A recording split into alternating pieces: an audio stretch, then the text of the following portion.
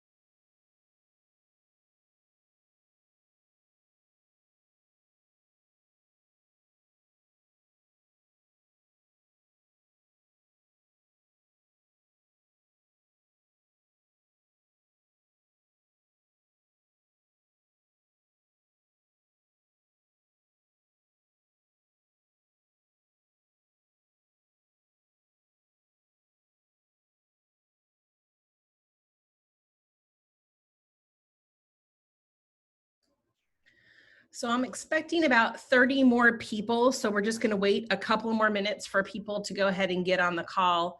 I know some of you may be in a room together as well, which could be throwing that off. So I'm just going to wait a couple more minutes and then we'll go ahead and get started.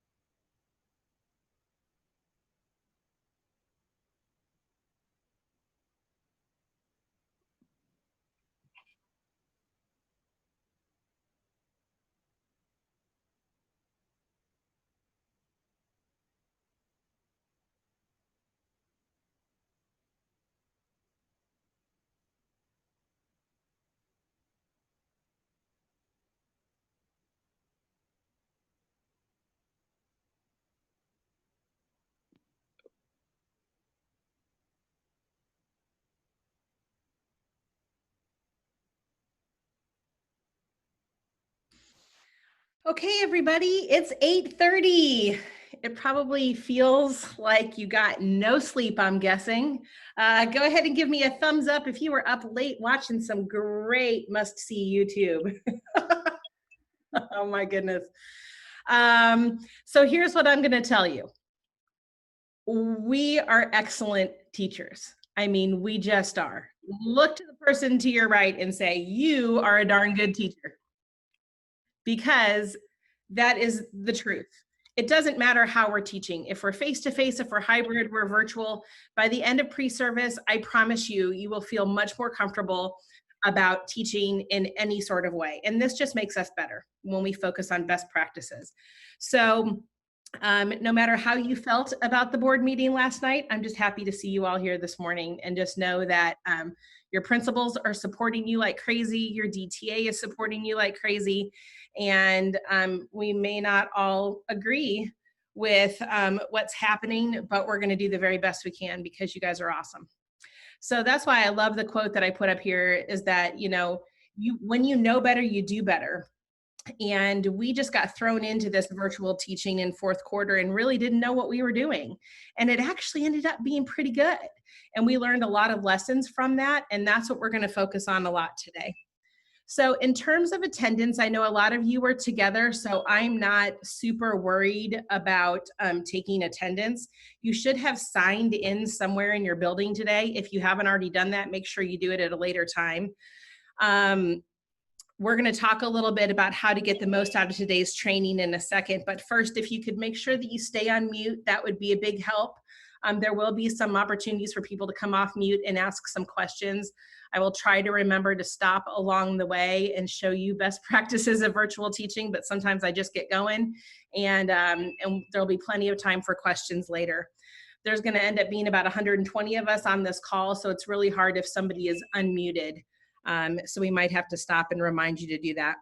And again, make sure that you are watching this Zoom on your MacBook and that you have your iPad handy to play around with. One last little piece of housekeeping before we get started.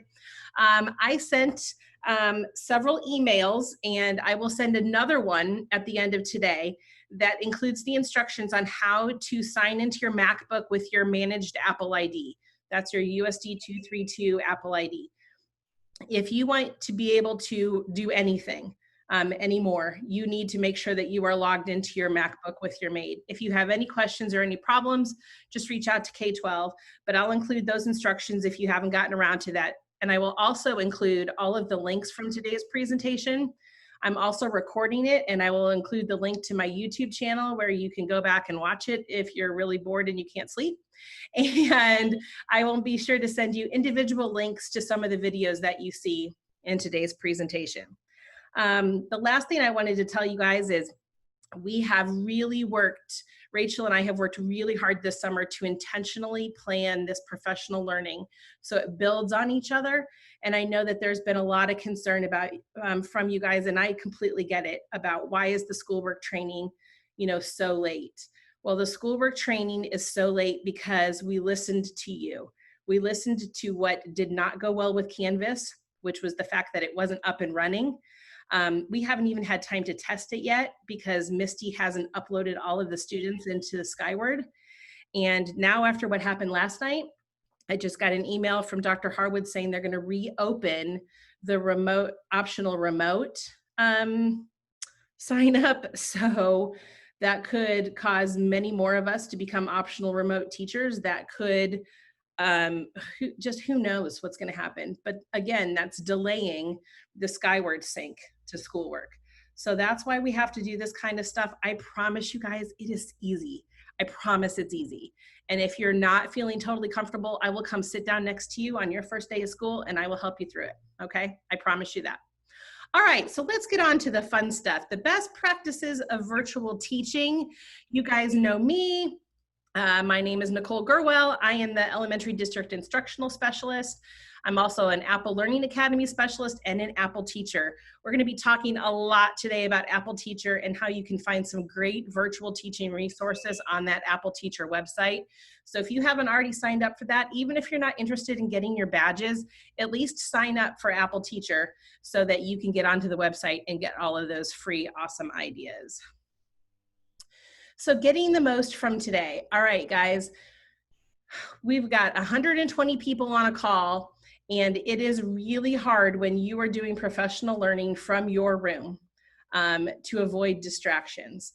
I know you're probably looking at that bulletin board thinking, oh, great, now all of a sudden kids are gonna be in my classroom in 2 weeks. I'll just put it up on the TV and I'll listen to her, and then I'll just, you know, get my bulletin boards done or things like that. If you're a great multitasker, go for it. That is totally fine. You're not going to hurt my feelings, but please, please, please don't call me and say, gosh, I heard a lot of really interesting things. Can you come and help me and redo it with me? No, I'm not going to redo this professional learning with you. So please just avoid distractions as much as you can. Again, I said this a couple times, but make sure you're zooming on your MacBook so that you can practice on your iPad. Be sure to ask questions in the chat. I do have the chat open, but since I'm doing this all on my own today with a lot of people, it might be hard to keep up. So if you do have a question, there will be pauses in the presentation today so we can go ahead and answer those. This is the really, really cool thing about your managed Apple IDs, guys. In your iPad, you're gonna see that I have already created those collaborative shared drives and sent those out to you and started loading them with resources. So if you are a first grade teacher, you're gonna have access to the first grade district folder. That is so wonderful because if somebody at Prairie Ridge just did a great thing using first grade standards, they can just throw it into that drive and everybody else can use it. So it's about dividing and conquering the work. And we'll talk a little bit more about how to access those folders here in a second. Our schedule today is 1 hour of learning and then 1 hour of implementation time. I'm gonna keep the Zoom room open while you guys are working in case something's not working or if you have questions, I am here to help you do that.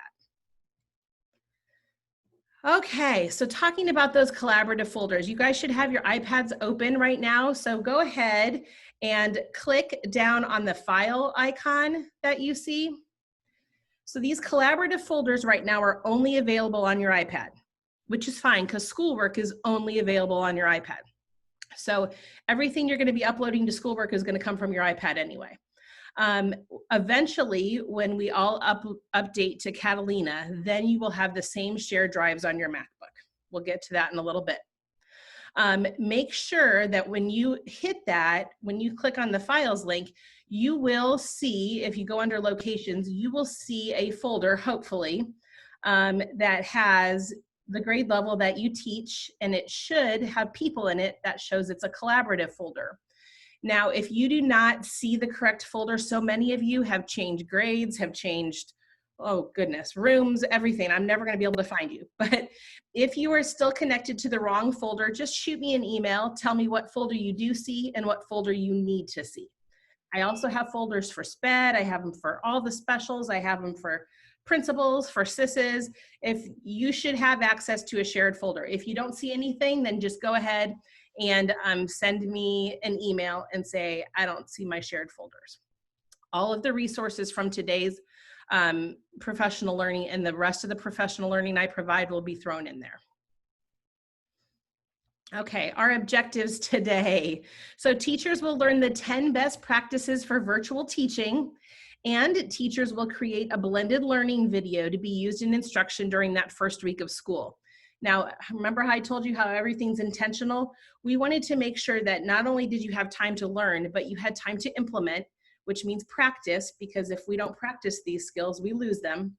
And then we wanted to make sure you had a product by the end of the day that you could actually use in your, I see a lot of people talking about the folders. Don't worry about the folders right now. If you can't see them, then just go ahead and shoot me an email. But anyway, you're going to, by the end of today, you're going to have a blended learning video that you can upload on the 4th to schoolwork. So again, all of this is intentionally designed. All right, so now we're getting to the nitty gritty. So the number one, or the first thing that we're going to talk about today when it comes to best practices for virtual teaching is talking about how to embed the tech instruction, right? So I can tell you, and so can all of your trial teachers, that you don't ever explicitly teach the iPad. It's not a class. It isn't, you know, okay, everybody, we're gonna sit down today and learn all about your iPad. Instead, you're gonna embed that technology instruction into what you're teaching. So especially now that we're gonna be in a hybrid mode, you guys, actually, when it comes to iPads, this is probably the best thing for our kids and for us. To be totally honest. We were looking at virtually passing out hundreds of iPads and the kids wouldn't know how to use them. At least this way you can devote that first week to that community building and digital competency. So how could you do something like that? Well, the first week of school, we do a lot of those get to know me projects, right? And every grade level, we're working on those kinds of things. So you can incorporate the tech into that. Instead of doing an all about me poster, you can have them do an all about me pages poster, in which they can take their own pictures and add their pictures. They can add audio. Just in this simple template that I've already thrown into all of those collaborative folders, the kids will be able to go in and learn how to add shapes in a Pages document, how to add text, how to add video, how to add photos. And all of the stuff will be available for you to just download and pass out to your kids. So this is a project that you would do with your kids that first week of school. So let's say you're going to get out the iPads and you're going to say, okay, we're going to work on all about me projects. And you should all see that in schoolwork, because we're going to show them schoolwork from the very beginning. So when they go home, they understand what's going on with it. And then they can go ahead and download this, and you can work together and you can say, wow, does anybody know how to add a shape? And then maybe one of your friends can say, oh, I do, and they want to show everybody. So you put them up on airplane and they show everyone how to add a shape. Then you go through and have them fill out the bottom part where it says, replace this with 3 shapes of things that describe you. So again, it's more of a guided practice when we're introducing and embedding the technology, but we're not just doing this is how you use Pages today. Instead, we're incorporating it in something we would already do. All right, streamlining communication. So this was incredibly important to our parents. When we put out the surveys for how instruction went in 4th quarter, this was the #1 issue that parents had. Either it was, I had a million emails from the teacher, so I never knew what was happening, or it was, I had 0 communication, I didn't know where to look. Sometimes I was on Google Drive, sometimes I was in Seesaw. So that's why we're really focusing on streamlining communication. Communication this go around with parents needs to be more thorough, it needs to be streamlined and predictable for them. So in elementary, we are for instructional continuity. We will be using email and schoolwork for instructional communication and for instructional continuity. So what is that going to look like? So the principals and I were talking this summer about coming up with some sort of consistent schedule that our parents will get every Friday afternoon. And they will get this in multiple modalities. They will get this emailed to them, and it will also be posted on schoolwork. Again, all of this stuff will be in the collaborative folders. And we would like everybody at every grade level and in every school to use the same one. It may not be as pretty as you want. Maybe you want to add something else. This was designed because this is all the parents really need to know, you guys. Sometimes we overcute things, and sometimes we make things way more complicated than they need to be. So we're trying to think in a parent mindset. So what you're going to do is you're going to list up at the top, this go around, your Zooms are going to have the same meeting ID every single time and the same password. Their protection is guaranteed. Now, could a kid from a B day get onto an A day call? Yeah, but they're your kids. So it doesn't really matter. It's classroom management. You just tell them, oh, hey, Johnny, you're not up until 10 o'clock, and then they'll leave. Or maybe they'll stay on, but it's not going to hurt anything.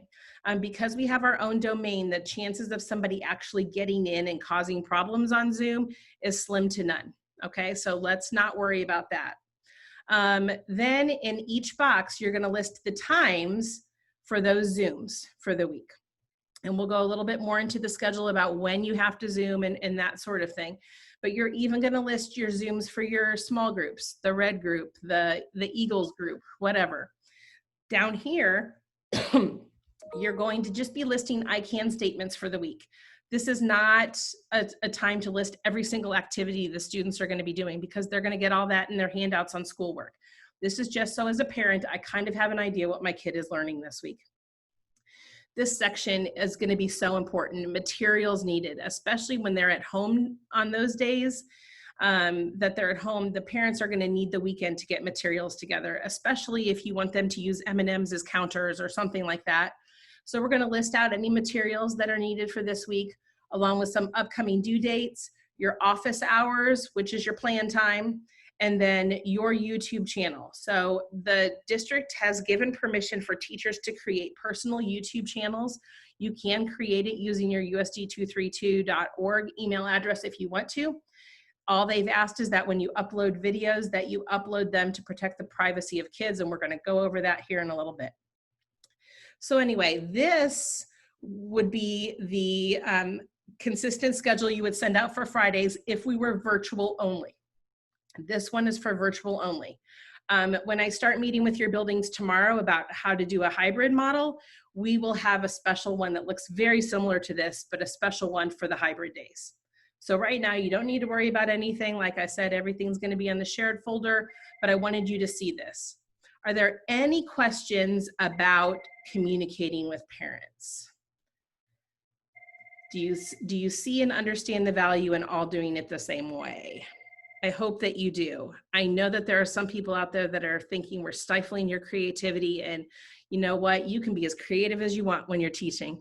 But when it comes to communicating with the parents, we need to all be doing the same thing, because it'll just come back to bite us in the butt. You know, if my neighbor is talking about, wow, Erica Cooper's doing this, this, and this, and you should see this and this, you know, then it makes everybody else feel like they're not doing what they should be doing. This is consistency. Hate to pick on you, Erica, but you always go above and beyond. So, okay. All right. So let's go on. Let's see, will this only come from classroom teachers? Good question, David. So specials teachers, if you noticed, there is a little box here for specials. So just like you would normally communicate with the gen ed teacher for what you're working on in the upcoming week, you're going to go ahead and send that as well to the gen ed teacher. The gen ed teacher is also responsible for putting the weekly special Zooms on here as well. We just wanted to have one person communicating instead of several. Now, SPED is going to be a completely different ballgame, especially because, you know, SPED, they're going to be actually making those schedules with those families individually. So you're going to do something completely different, which is fine. But this is what is happening in my gen ed class this week and what is happening in specials. Good questions. Good questions. Good. I'm glad you guys like it. Phew. Sometimes I get worried. Okay. All right. So setting clear expectations and boundaries for communication are so incredibly important. You know, I've heard the gamut on Facebook from teachers didn't work in fourth quarter to the fact that I don't know if anybody was not looking at my house, but I was working way harder than I ever did before, and I know you were too. We need to start setting some clear expectations and boundaries for communication.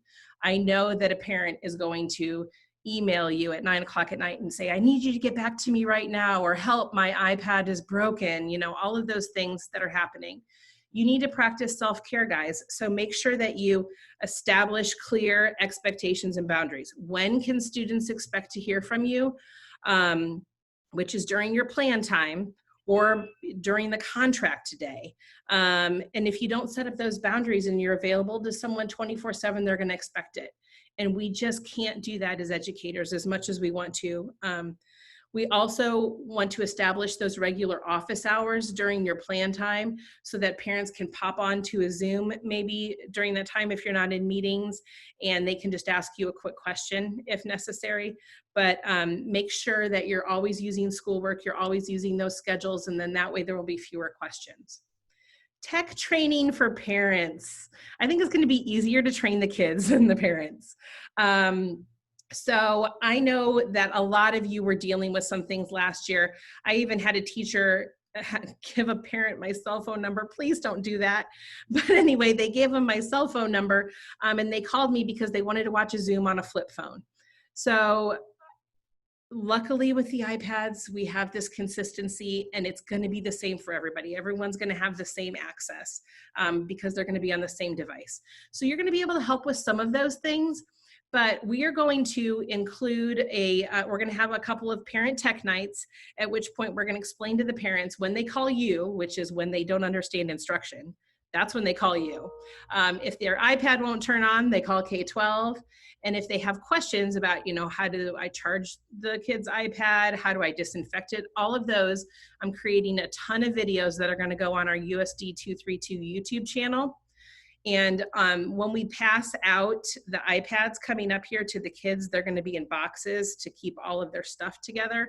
There's going to be a sheet of information in there that parents are going to put up on their refrigerator that's going to have all that information. It'll have a QR code to watching those videos. It will have K-12's phone number and email address, all of those things. So if a parent reaches out to you, feel free to say, hey, remember that wonderful sheet of information? Do you still have that? Is it on your fridge? That'll help you figure out who you need to call.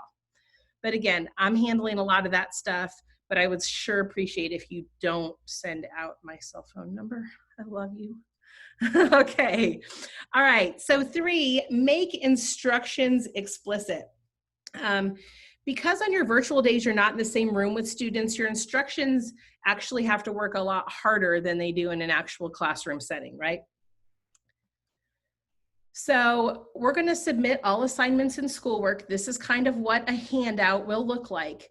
And you want to make sure that you're giving step-by-step instructions to students. One of the great things about schoolwork that you couldn't do in Seesaw is that you can list up to like 20 different steps and attach 20 different handouts to one handout, which is really nice. But you're going to make sure that you have given step-by-step instructions to the students. And then I suggest you go back and follow the directions yourself. Did it make sense? You don't have to go so far as to, having another teacher look over it. But if you're getting questions from more than one student, then your directions probably aren't super explicit. So you're going to want to make sure that you can go back and fix that. Also consider adding those instructions in an audio version as well. You can upload those on schoolwork. That just helps our younger kids be a little bit more self-sufficient when they can just push on and hear your instructions.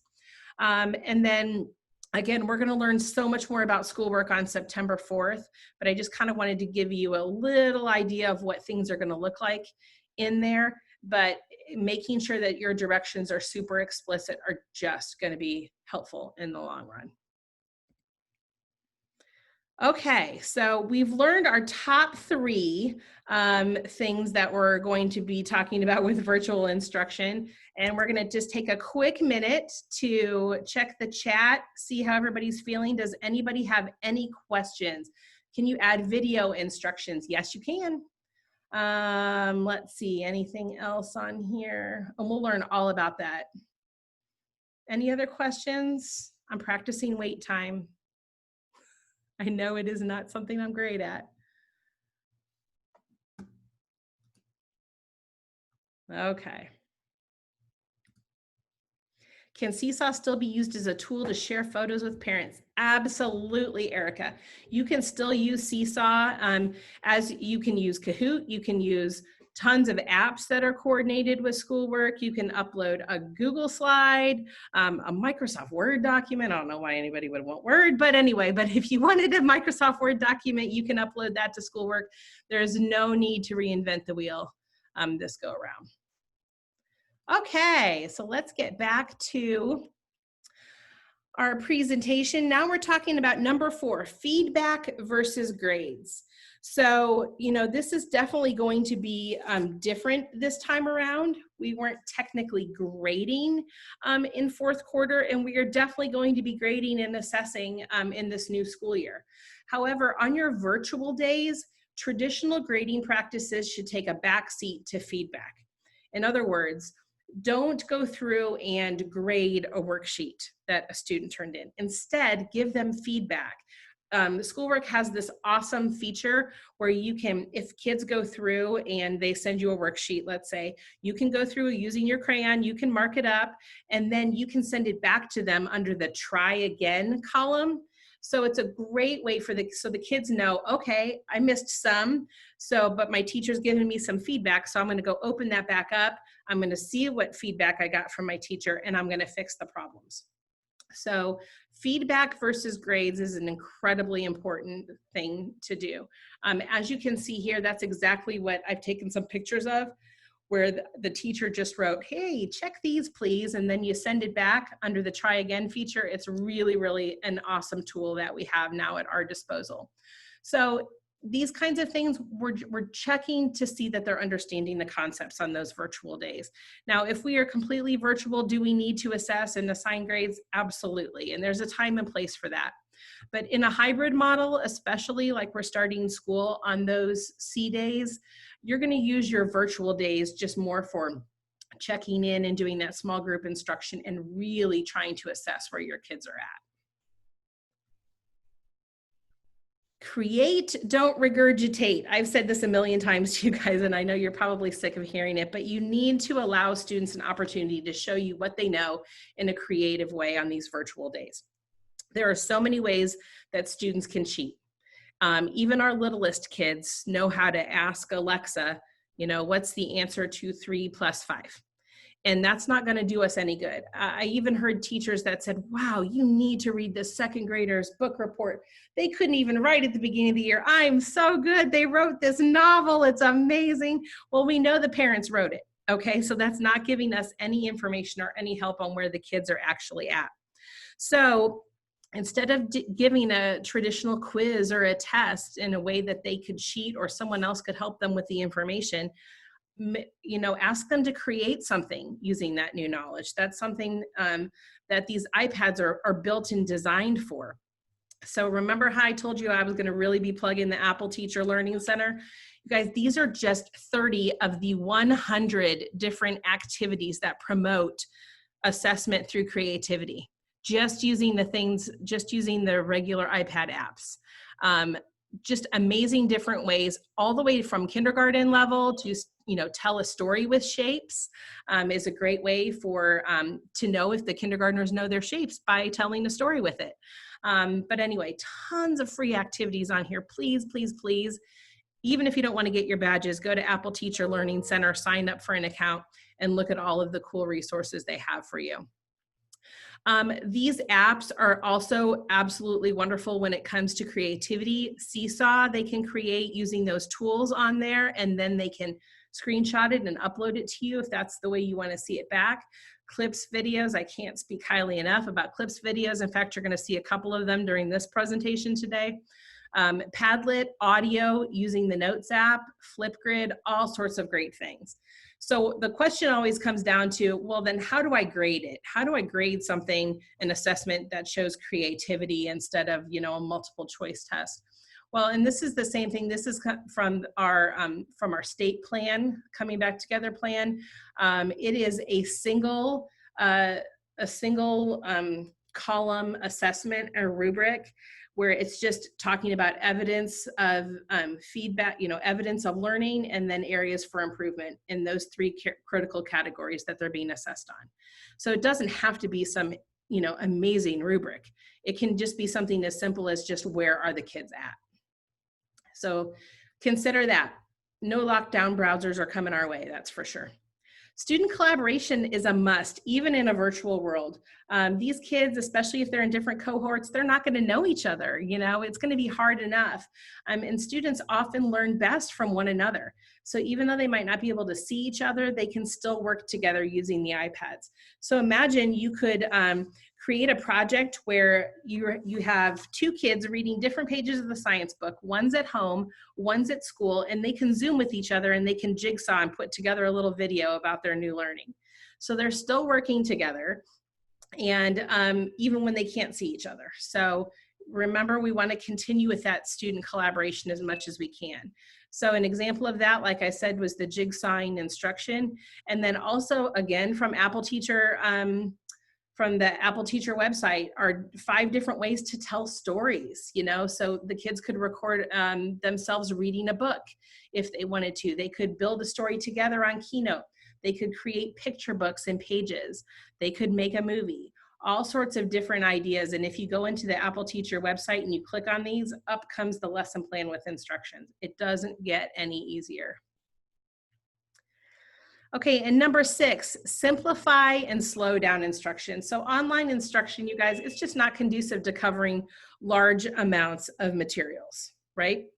We know that and we understand that.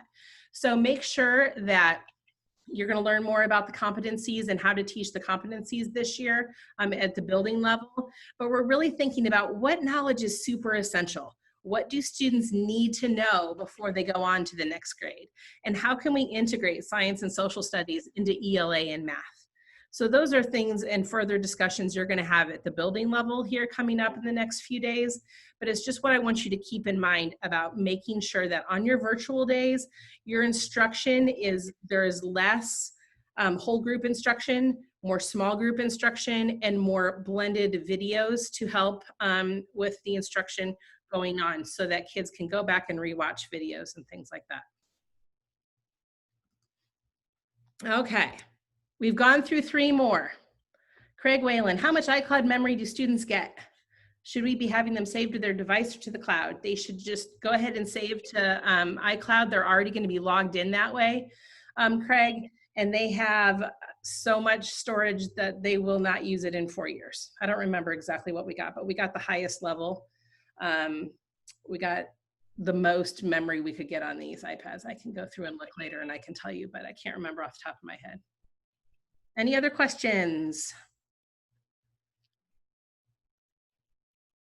Okay, again, we're just talking about virtual instruction today. So your C days, that's what we're going to be focusing on at the beginning of the school year, and what is that going to look like? And one of the ways that we can really help on those virtual instruction days is to emphasize that authentic learning. So plan that authentic learning experiences for students outside and around the house. A lot of you came up with some great ideas that I would see on Seesaw last year for, you know, kids finding colors, kids finding shapes, taking pictures, going on shapes walks through their community, checking their fractions by making cookies. I actually saw that, and the teacher suggesting that you send them the cookies. It was pretty good. But we're thinking about authentic learning here. So in mixing that in with the worksheets and the practice that you're going to be doing. So you can create an activity for students to learn through their environment, and don't tell them what's going to happen. Have them search for the authentic answer, especially when it comes to those overarching questions that we have in science. And then there are great activities to fill in the 6 hours of required learning activities. That's another thing I just wanted to go over really quick. Make sure everybody understands, because it was obvious that our board members don't understand, and it was obvious that our parents don't understand. On our virtual days, it is not 6 hours on Zoom. It is not 6 hours on Zoom. It is 6 hours of learning activities, including at least one virtual check-in, Zoom check-in with students. But you guys are going to be doing more than that, but they're going to be short. They're going to be shorter stints, and it's going to be mostly involved with learning activities. Just like you don't stand up in front of a kindergarten class and lecture to them for 6 hours, we're not going to do that when we're virtual either. I mean, we're not stupid. So let's just make sure that everybody's on the same page, and when parents talk about it, or friends in the community talk about it, or people on Facebook talk about it, make sure they know that the actual Zoom part is a very small part of the child's learning day. And again, this was the example that I saw, the adding fractions one with the kids actually, you know, saying, okay, 1/3 a cup plus 1/2 of a cup, we think it's going to be this much. And then they actually combined 2 different colored liquids into their measuring cup to double check themselves. So they were able to see how they will authentically use fractions in the real world. Absolutely loved that. Okay, making worksheets interactive. So number 8. So last year, what a lot of you did was, let's say you had a worksheet that you really wanted the kids to do.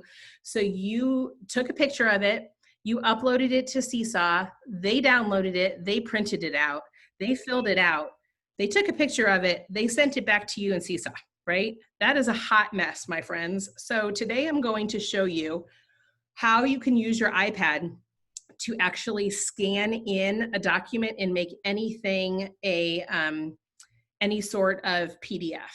So you're going to use the Notes app. So everybody get your iPads out and get a sheet of paper. It doesn't matter if it's an actual worksheet, just some sort of white sheet of paper that you can put nearby.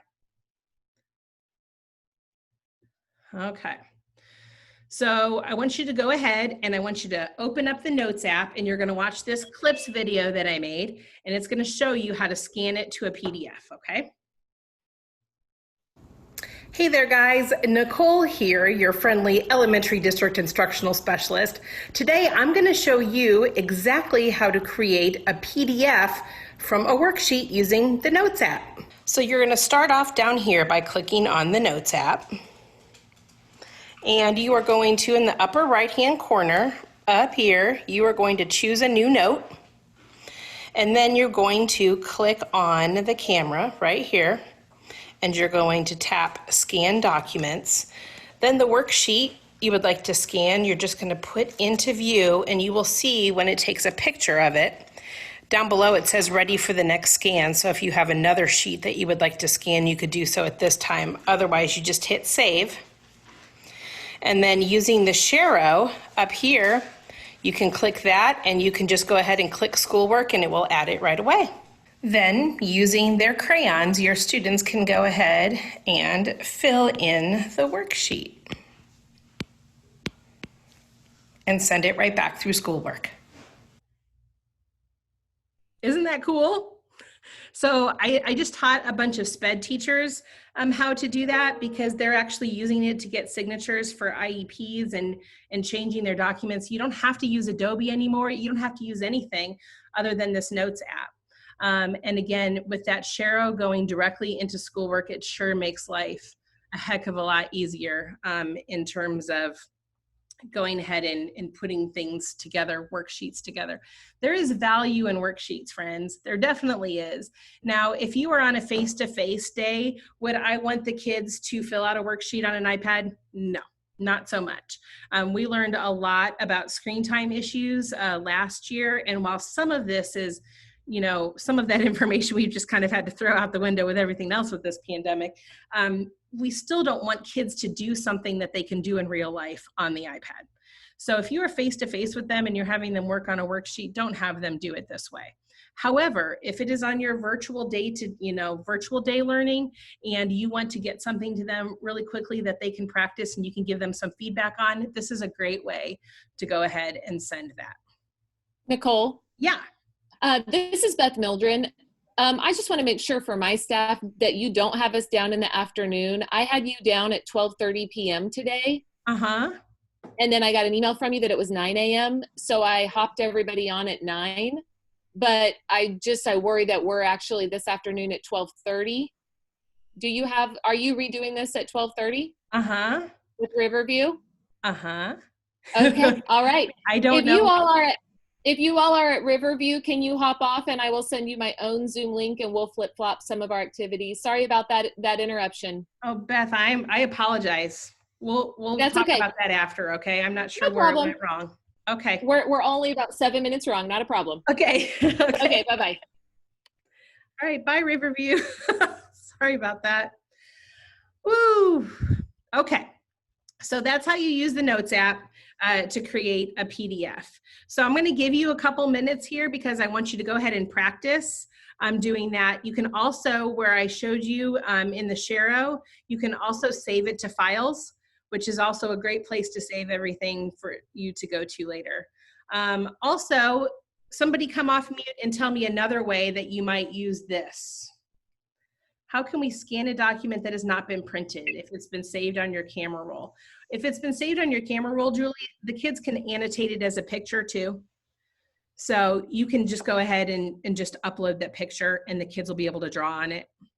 Does that make sense? Okay. Any other questions about this? I'm thinking that, one of the ways that you can use it, I'm a little bit nervous, especially about our younger kids in a hybrid model, remembering to come back with all of their stuff, right? So what you could do is you could have them leave their math consumable at school, and you could just, upload those as PDFs. The same thing with the benchmark consumables, you can go ahead and upload those as a PDF and the kids can go through and annotate. I'm using all of the annotation symbols that they're learning in benchmark. Using this to have a subfolder, oh, that's a great idea. A subfolder already prepared on schoolwork. All of these things you're gonna learn on the 4th that you can actually create handouts and not make them live yet. And you'll be able to archive them from year to year. So if there is something that you use a lot, like maybe it's a reflection sheet, or maybe it's a, you know, quick little math exit ticket you want the kids to fill out, yeah, you can just save it in there. That's a great. All right, guys, in notes, is there a way to add more to the page and scroll? Never mind. Oh yeah, yep, it does it automatically. You just will go ahead and you'll just do the next page and the next page and then save it. And it just scrolls down. Okay. All right, so recording instruction.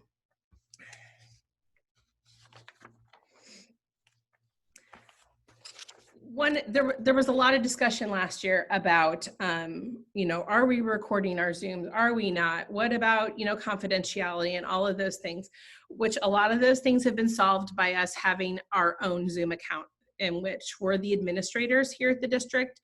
So we have a little more control over what we allow and who we allow in. However, not all students are going to be available during the day. So let's just face it, some of our kids on the C days are going to be at a daycare provider or somebody's house while the parents are working, and they may not be able to access all of the different live instruction that you have. So the principals have requested that you record your Zoom instruction and you upload it as unlisted onto a YouTube channel. If you have questions about how to do that, I plan on sending out a step-by-step little guide if you don't already have one. If you have already done that, if you've and you are willing to show people in your building, please go ahead and do so and help them sign up for a YouTube channel. The reason we're doing that is because these files are so large, you have to have a place for them to live. And while you could upload that to schoolwork, it's going to get very bogged down. Think about Seesaw and how that looked after a day of scrolling through and trying to find the assignments and things like that. So instead, to make things a lot easier, we want parents to be able to say, hey, remember on that little schedule that my teacher sent out on Friday? There's the YouTube channel down there. I'm just going to go to the YouTube channel. I'm going to go back and I'm going to watch that that video that the teacher created for today. Do we create a YouTube channel with your USD email? You can do it either way. If you already have one that is a, you know, as your private, but you want to use it for school, you can use that as well. There's nothing that says that we're not becoming a YouTube for schools district. However, you can create your own channel just to store those kinds of things. So how do we record Zoom instruction without getting the students' faces in it? So that is the big question, and we're not going to go through and watch this video, but I am going to send it to you in an email with all of the other resources. But when you are uploading it, recording a Zoom instruction, you're uploading it, you do not want to show the kids' faces. And so Rachel went through and created a video, and again, I'm not going to show it to you now, but I'm going to send you the link so you know exactly how to go through and do that. Some other fun features on Zoom that can really be helpful. The Zoom whiteboard it's pretty tricky. I don't know if you've tried to use it before, but you have to use your mouse to draw. Instead, when you do share screen, you can actually hit AirPlay from your iPad. And so it'll pop up with a little code here. I just did this from home. That's why it's my home Wi-Fi network. But you're going to tap screen mirroring on your iPad, and you're going to choose the Zoom one. And all of a sudden, your iPad shows up on your Zoom screen. It's really, really cool. So then you could be using your Notes app with your crayon, and you could be, you know, acting like you have a whiteboard in the middle of a Zoom meeting with your kids. So I can show you a little bit how to use that here coming up next. And also be sure to upload that Zoom recording to your YouTube channel and set it as unlisted. So students are going to actually need the link to watch it. You're just going to drop that link into schoolwork as a handout to go along with whatever learning activity you have planned for that instruction. But we're going to list it as unlisted just so people going through YouTube just don't happen to, you know, find your stuff. So anyway, some really cool features on Zoom that you can use for instruction. And so the last thing that we're going to talk about today is recording and creating your own instructional videos. So let's go back a couple of years when flipped classrooms were all the craze, right? In education, that's what we do. We go through these different wonderful crazes. And so what ended up happening was flipped videos were replacing the time when the teacher was actually in the room with the student, and that didn't make any sense. There were lots of teachers who were like, okay, go watch all these videos, I'm just gonna sit at my desk, right? And that isn't why flipped videos were becoming all the craze. They were becoming that way because then students could watch the instruction, and then you had more time to meet with them in small groups to see where they were at in terms of the mastery of that instruction, and you could differentiate a lot better. Are we saying that you have to create your own videos? No, no, no, no, no. However, I think once you do one or two, you're gonna be like, oh, why didn't I do this years ago? So recording your own instructional videos is so easy on these iPads, guys. All you need is screen record in the Notes app. So again, what I want you to do is I want you to get your iPad out. We're gonna watch another little clips video. Here are some things to keep in mind about your instructional videos. You don't want them to be any longer than 6 minutes. That's what research shows an average elementary student can handle. If we're talking kindergarten, we're talking about maybe a minute, maybe 2 minutes. Just something to really quickly explain something and then have the kids start practicing that skill. Be sure that you're keeping background distractions to a minimum, no barking dogs, that sort of thing. I also don't want you to think that it has to be super intense or creative, like you have to create an entire PowerPoint to talk over. You don't have to do that. This is basically just recording the kind of instruction you would give if you were face-to-face with the kids anyway. When you upload your videos to Edpuzzle, if you haven't done that before, boy, it just gives you great data as a teacher. What Edpuzzle does is it allows you to stop the video periodically and ask a question. And the kids can't continue with the video until they answer the question. Then after they've watched the video, you can log on to Edpuzzle, and this is for free. You can log on there. You can see how long they spent watching the video. So if it was a 6-minute video and they spent 2 minutes watching it, we know that there's a problem. You can always go back and say, you know, boy, I noticed you really didn't take your time with that video. Why don't you go back and watch it again, and then you can ask me some questions. Also, it will tell you the answers to the kids' questions as they go along. So that gives you tons of information when they come to meet with you in a small group setting. You know exactly what skills they still need help with, and it allows you to differentiate their instruction a lot easier. So really consider uploading those videos to Edpuzzle if you can. And then when uploading to YouTube, again, make sure that the video is unlisted so only those with the link can find it. All right, so this is a really quick and simple way to create an instructional video. We're gonna watch this clips video, and then we're gonna go and create one ourselves. Hey, Nicole again, this time with some tips and tricks for recording instructional videos really easily on your iPad. The first thing you want to do is customize your control center so you can hit screen recording in a really easy fashion. So you're going to click on Settings, and then you're going to click on Control Center. Next to Customize Control, hit the arrow, and you're going to go ahead and make sure that screen recording is up at the top. If it's not, you're going to find it down here, and you're going to hit the plus sign. So I just wanted to make sure everybody had that. So you're going to go into Settings, go to Control Center, and then screen recording may be down here for you. And if it is, you just want to hit the plus sign next to it, and it's going to move it up so it comes down in your control center. So you can, with a touch of a button, you can start recording your screen. We did that in SummerFlex, but some people missed it, so I wanted to make sure you knew how to do that. Say down here, I wanted to add the magnifier. All I did was hit the plus sign. Now, if I want to get rid of it, I hit the minus sign and I hit remove. To start recording, you will swipe down from the upper right-hand side for your control center and click on the record icon. You'll know it's recording because it will be blinking red. So go ahead and do that now in the upper right-hand corner. You want to get to the very top of the glass on the iPad, and I want you to just use one finger and swipe down, and your control center should pop up. So if you set it to screen recording on here, you will see the icon that looks similar to this. These are the other things I have on my control center. This just makes it really, really easy. These are the things that are easy to get to. So now I'm going to touch away from the control center and actually click onto my Notes app. I like to use this as a whiteboard when I'm doing instructional videos. It's really easy to use. So for instance, if we were doing a lesson on 5 today and the different ways you could see 5, I might say to the class, you know, I see 5 like this. And then, how do you see 5? And then you could click on a different one and you could say, oh wow, Joey saw 5 like this. So when you are done with your video, what you're going to do is you are going to click on this little stop button up. So obviously it didn't record that part of my screen, but in the upper right hand corner, you're going to see the button that's recording and you're just going to hit stop. It's a little square.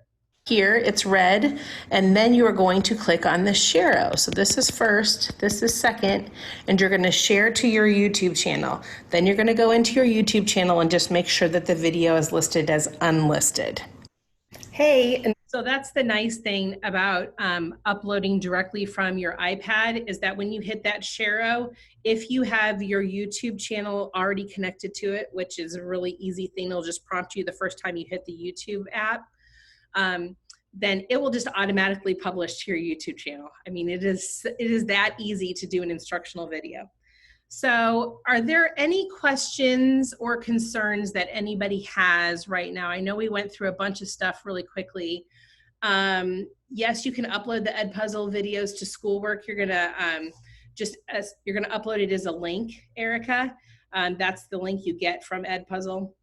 And Edpuzzle is probably better for our older kids anyway. But yes, she'll upload the link.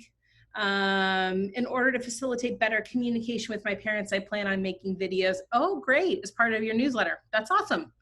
That way parents can see your tone, inflection, that's good. Well, in some cases, it may not be good for me. I want them to see my tone. But that's great. That's wonderful that you're planning on doing that. I know that my old teammate and good friend, Beth Loosebrock, is probably on this call. And, you know, she started experimenting with that, let's see, 2 years ago, where she was sending home a newsletter, but she felt like parents weren't really reading it. And so she started sending videos, and the feedback she got was amazing. The parents liked that so much better. So really they do enjoy that kind of thing. And when you create an instructional video, that allows parents and students at any time to either go back and watch the instruction because maybe they missed it during the day, or rewatch the instruction because they don't understand how to do something. So that's so helpful. If you don't have YouTube as a sharing option, it's probably because your YouTube channel isn't connected, Suzanne, so I can help you with that. You just have to make sure that you're signed in. How will they hear our voice when we're screen recording on our iPad? Okay, that's a great question. Is this while we're airplaying on Zoom? So when you are screen recording on your iPad, that is something that you want to do when you're not on Zoom. So you can record an instructional video by just delivering the instruction on Zoom. If you want to record that, that's fine. Or you can do it separately like this. I find that this is a little bit easier to control when we do it this way. They hear your voice because when you press to start recording, you just hold down your finger on the start button and up it will pop. Do you want to record your audio too? And you click yes. So it records your audio too. Very good. Good. All right. Any other questions about how to do this kind of thing? So here's what we're going to do. It is 9:24. You technically should have until 10:30. And I understand that maybe there was some miscommunication back and forth with some of the schools, but you should have at least some time now to start with some implementation time. This is what I'm suggesting that you do. I'm suggesting that you grab a mask and you socially distance with your teammates and you all get into a room and you divvy out what you would like to do. So in other words, we don't want to have everybody creating the same video for the same standards that you want to do in that first week of school, because you should be spreading it out, spread out the wealth. So, you know, maybe one person is doing the first My Math lesson, one person can do the second My Math lesson, or whatever you want to do. Maybe you want to do a science or social studies video, something like that. So I want you guys to get together and just decide how you'd like to split up the work. So hopefully by the end of your implementation time, you'll have 4 different videos that are going to be available to be uploaded to schoolwork. So that is our goal at the end of today. You do not need to, after you complete your instructional video, you don't need to send it to me or Dr. Kelly or your principal or anybody. This is just on you. We're giving you time to do this. So on the 4th, when we say, okay, this is how you upload one of your instructional videos to schoolwork, you have it ready to go. So again, we're doing this on our iPads. We're going to be using the screen recording option this go around with the Notes app with your crayons. Hopefully y'all have those crayons already. If not, go find your crayons because those are incredibly useful. And then go ahead, I'm going to stay here in the room. If you have questions, if things are not working, if you want to share your video with me and get some feedback on that, I'd be happy to do that. So are there any questions about what you're doing for the next hour or so? How do we connect our YouTube channel to share? Can you put steps in there, please? I'm going to send you something completely different, Amy Morris, which includes instructions on how to set up a YouTube channel and how to attach it to your iPad. So that will all be included in one helpful sheet. I'll work on that now. All right, any other questions? Hey, Nicole. Yeah. Madison Finley here. Hi, Madison. That's confusing. When we list videos as unlisted on YouTube, if we share our YouTube link with our parents, they still won't be able to see our videos that are unlisted, right? They have to have the specific YouTube video link in order to see the videos. Right. So if you want to share it, there's 2 different ways to share it. You can share it automatically in schoolwork and then just post it on YouTube later. Or if you wanted to share it to YouTube first, then you would copy that link and put it into schoolwork. We'll show you both ways on the 4th. But when we send our channel to our parents on the newsletter every week, they still won't be able to see any of our videos on our channel if they're all listed as unlisted. If they have the link, the direct link to the video, they will be able to see it. Unlisted simply means that it's taking you out of the public search stream on YouTube. Listing a video as private means that they can't see it even with the link. But if it's unlisted, they can still see it as long as they have a link. But if they have my channel, the link to my channel, then they'll be able to see all my videos? No. No, if they need links to this, they'll be able to, okay, this is where it gets confusing. You can upload videos in 3 different ways on your channel. So like I have some videos that are private, listed as private on my channel that nobody else can see. And the only reason I have them there is I'm just using them to store in a spot, right? I have videos listed as unlisted. Those are all of the, when I was teaching, when I did my flipped math, I listed those as unlisted. So I just sent the kids the link and then they could see those videos. However, if you just went to my YouTube channel, you would not see the unlisted or the private videos at all. You would only see the videos that are shown up as public. So instead you're giving them the link to the video, not the link to the channel. Make sense? So on our newsletter, we give them links to specific videos. To the specific videos, yeah. Okay, Links to the specific videos for the week. Yeah, for the instruction for the week. And you're going to make those hyperlinks because you're going to be emailing them so they can just click on it.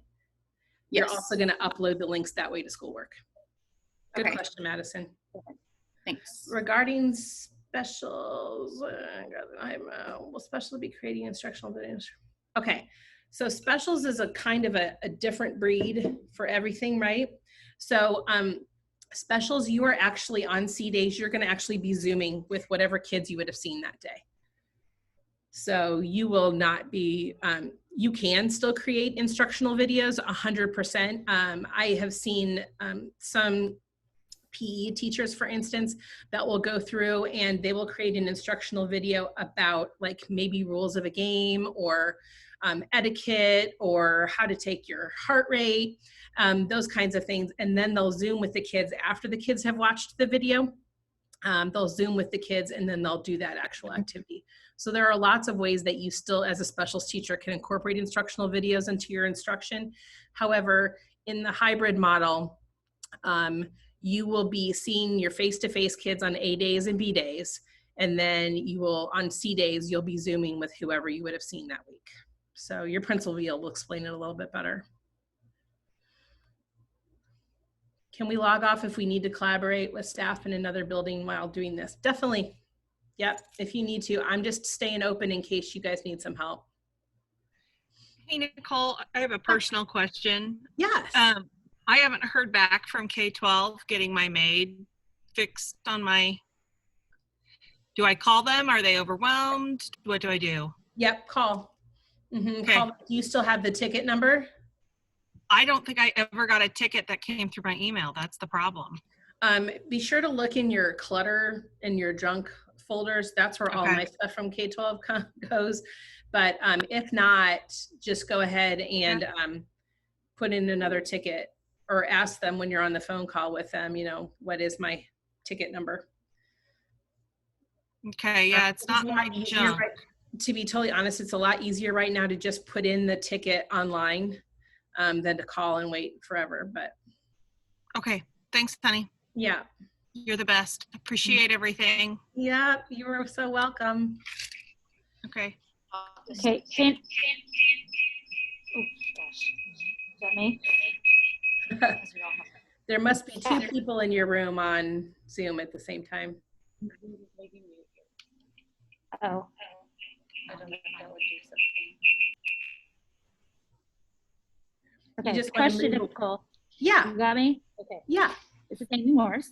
Hi. So uploading a document to schoolwork for them to interact with, we can't do that until our class is in there yet, correct? That is correct. So Okay. what you're doing is you're just, this instructional video can't you're hear you. creating, you're just saving it on your iPad. Okay, say that again, sorry. The instructional video that you're creating to upload on the 4th, you're just gonna save on your iPad. So when you go up and you hit the share arrow, you're gonna hit files. I'll show you.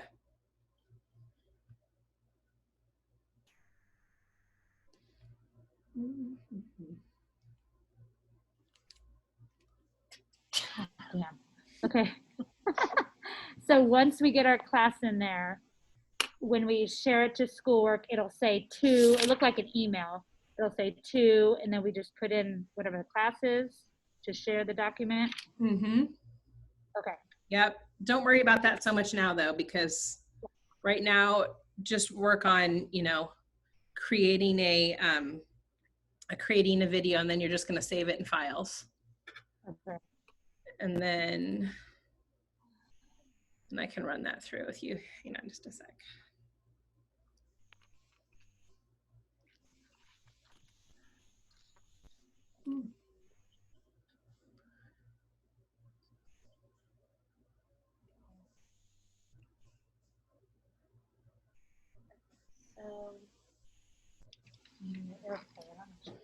Yeah, I'll be sending out the links and everything here coming up in an email, so watch out for that.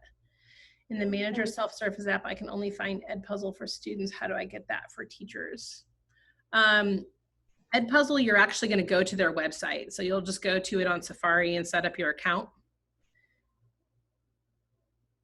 That's how teachers will access it. Students will watch it through the Edpuzzle app.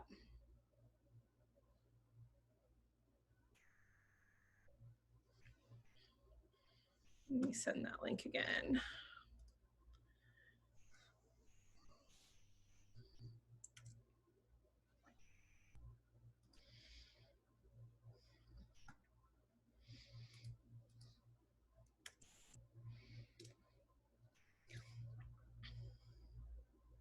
All right, I just sent that link for how to create your own instructional videos, if you want to look at it that way.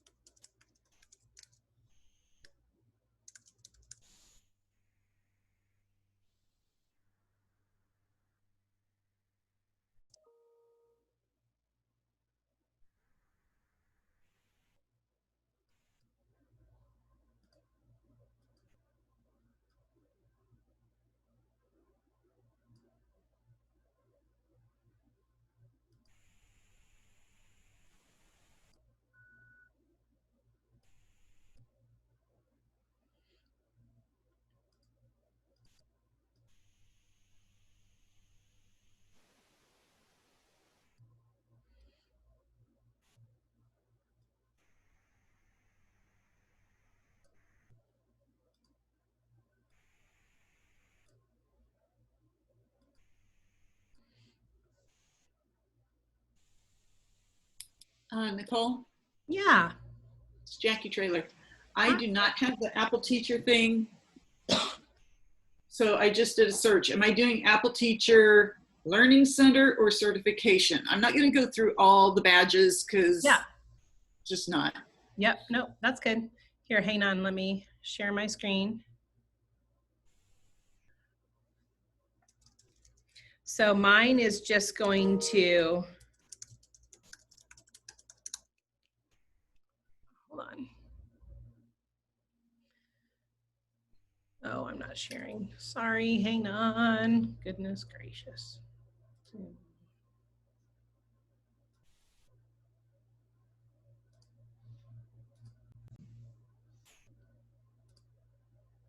Okay, so you're gonna go to appleteacher.apple.com. And you can also find this by doing just a Google search for Apple Teacher Learning Center. And so you're gonna click on that. And mine is just gonna automatically log me in probably, or maybe not. Okay, so here, you're going to sign in. So you are going to use your personal Apple ID, not your USD 2321, just because it goes with you. But if that's the only one you have, Jackie, and you're really not interested in doing the badges, you can just sign in with your regular USD 232 login. Okay. And Nicole, I'm retiring at the end of this year, so Congratulations. I wish I'd have known COVID was coming in last November. Oh, well, congratulations. I don't blame you. That's why I'm not gonna like get too big into the badges and stuff. I just don't need the PD and stuff. Yeah. So, and I've got Abby and Mindy. You have your Apple Teacher badges in person right next door. Yes. Okay, so I'll go through and put in my Apple ID and just tell it to remember me, and I'm good from there. Yep, okay. You should be able to. If for some reason it's not allowing you to do that, Jackie, then you can just click on the upper right-hand corner here into the sign up and just put your information in that way. Okay. It should just the take other right thing, away. and I put it in questions. When I followed your link in your video about how to do the MAID or main, whatever it is, I got all the way through. It was showing my Apple ID where it was supposed to, but then when I was done, it didn't stay. It went back to blank. In your iPad? And so I tried doing K-12, and I got an error message telling me I didn't have access to K-12. I was doing it from home. So I thought, gee, do I have to be on the district server or something? And I'm not in the building yet because I'm self-quarantining. Okay. My student teacher is when positive. Hey, so Jackie, that is going to be a K-12 thing. I would call them instead. Okay. I'm going to wait until I'm in the building. I'm getting tested later today, and hopefully everything will be negative and I can just get back to work. Can come back. Let me, if you hang on just a second, I will give you their number, their direct number, because you might as well do that while you're at home quarantining and get that taken care of. It is, do you have a piece of paper? Yep. Okay. It is, oh, please, 816-382-4840. Okay. Okay. I will call them and have them walk me through it. Yep. Or they can take over my device. I don't care. Yeah, they can. Actually, and you know, it's better, Jackie, while you're at home to get this taken care of before you come back. Yeah, just get it fixed. I just need to be functioning in some realm. It'll all be fine. Yeah. While you were doing your presentation, I had an email from one of my families from last year. Yeah. That was absolutely so supportive of teachers. Oh. And it takes a lot to bring a tear to my eye, but they did. That is so nice. Boy, did I need it today after listening to the board meeting last night. Yeah, I wasn't feeling super good either, but it's just a lot of crazy in so many ways. Yeah. I think it's just especially when all I wanted to do was yell from here, think of the staff, think of the staff. I'm sitting at home quarantining now, and I know I'm not the only one. Yeah. Wow. I'm so sorry. Well, at least we can get your iPad working for you. Yeah. And I bought a nice little Mac computer stand that tilts and 360s and the whole bit, and an iPad one too, That's funny. with a nice heavy base. Oh, there's my telehealth call. Gotta go. Bye.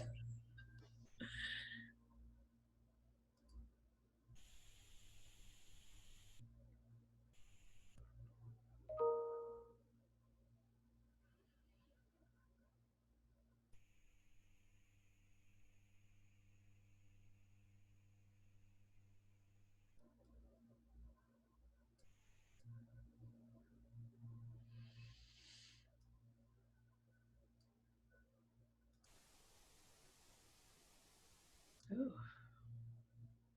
Goodness gracious. Can anybody out there